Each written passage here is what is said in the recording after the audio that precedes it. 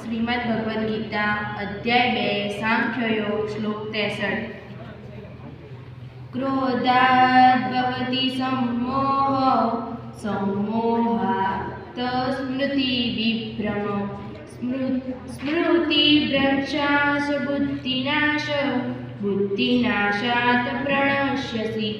अनुवाद: क्रोधमांथी पूर्ण मोह उत्पन्न थाय छे અને મોહથી સ્મરણ શક્તિનો વિભ્રમ થાય છે।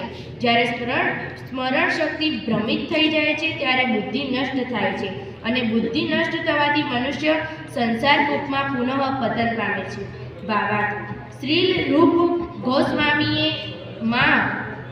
ગોસ્વામીએ આપણા માટે આ આદેશ આપ્યો છે। કૃષ્ણ ભાવનામૃતના વિકાસ દ્વારા મનુષ્ય જાણીને કહે છે કે દરેક વસ્તુનો ઉપયોગ ભગવાનની સેવામાં કરી શકાય છે। જે લોકો કૃષ્ણ ભાવનામૃતના જ્ઞાનથી રહિત છે તેઓ કૃત્રિમ રીતે ભૌતિક વસ્તુઓનો ટાળવાનો પ્રયત્ન કરે છે અને પરિણામે ભૌતિક બંધનમાંથી મુક્ત થવાનું ઈચ્છતા હોવા છતાં તેઓ વૈરાગ્યની પૂર્ણ અવસ્થા પ્રાપ્ત કરતા નથી। તેમનો કહેવાતો વૈરાગ્ય ફલ્ગુ અર્થાત ઓછો મહત્વનો કહેવાય છે। તેથી ઉલટું કૃષ્ણ ભક્તિપરાયણ મનુષ્ય જાણે છે કે ભગવાનની સેવામાં દરેક વસ્તુનો ઉપયોગ કેવી રીતે કરી શકાય, તેથી તે ભૌતિક ચેતનાનો ભોગ બનતો નથી।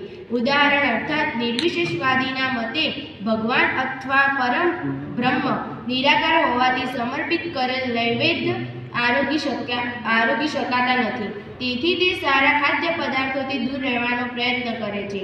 પરંતુ ભક્ત જાણે છે કે કૃષ્ણ સર્વોપરી ભોગતા છે અને ભક્તિ ભાવે તેમને જે કંઈ સમર્પિત કરવામાં આવે તેનો તેઓ આરોગે છે।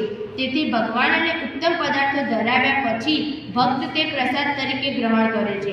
એ રીતે દરેક વસ્તુ દિવ્ય થઈ જાય છે અને અધઃપતનનો ભય રહેતો નથી। કૃષ્ણ ભક્તિમાં રહીને ભક્ત પ્રસાદ ગ્રહણ કરે છે, જ્યારે અભક્ત તેનો ભૌતિક પદાર્થ તરીકે તિરસ્કાર કરે છે।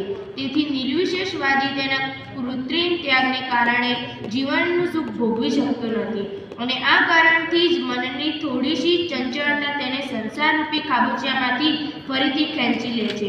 એમ કહેવાય છે કે આવો જીવ મુક્તિની અણી પર પહોંચેલો હોવા છતાં ભક્તિ યોગનો આશ્રય નથી મળવાથી પુનઃ પતન પામે છે।